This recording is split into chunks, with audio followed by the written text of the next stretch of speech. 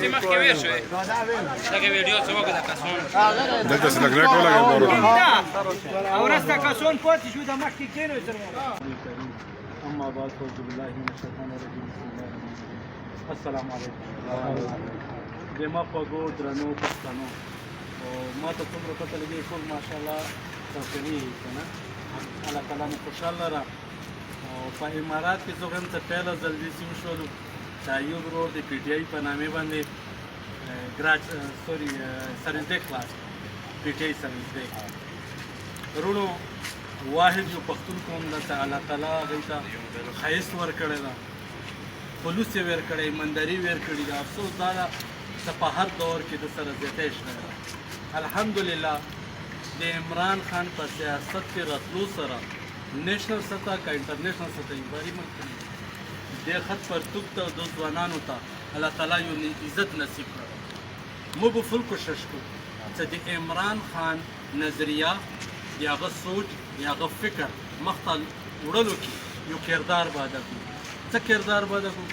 کم ملګري که سوشل میډیا سره تعلق لري که هغه نه علاوه دیرو په دیرو ګرځي حقایق دلایل سره د خان صاحب خبره د خپل ملک ترقي د پښتونولي چې کومو خلکو استعمال کړي هغه ځپولو خلکو آواز هر فرد ته رسونکی ده وجه څه ده چې راتلونکی وخت ته ضروري ده چې عمران خان یو ځل بیا راشي او هغه د پاکستان څخه کم لاین اور لینتر یعنی ټریک باندې اچولو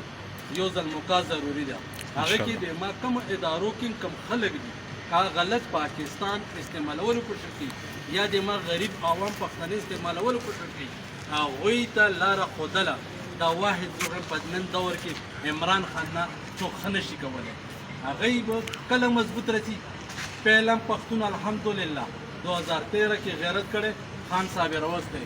دا مبارکباد هم تاسو ټولو پښتنو ته ځي دا ریکارډ قایم شوی خیبر پښتونخوا تاریخ ګواه ده چې چاته هم دویمځلي حکومت نه ده ورکړی الحمدلله دا واحد غیور پښتون ده چې خان صاحب ته دوباره هم چانس ورکړو اور انشاءالله دا به یو تاریخ رقم کیږي چې دا پښتون قوم به خان صاحب ته رقم انشاءالله ورکوي انشاءالله عمران خان زنده‌باد خوشحاله اوسئ مو خبرې دي چې غلطي شي معذرت غواړم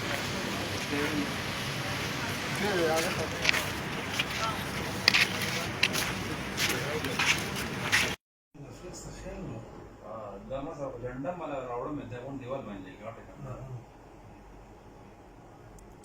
وړو کې اون کلیپ بس وړو کې 15-20 سکند بس ویلو د ټول کلیپونه یو کلیپ جوړ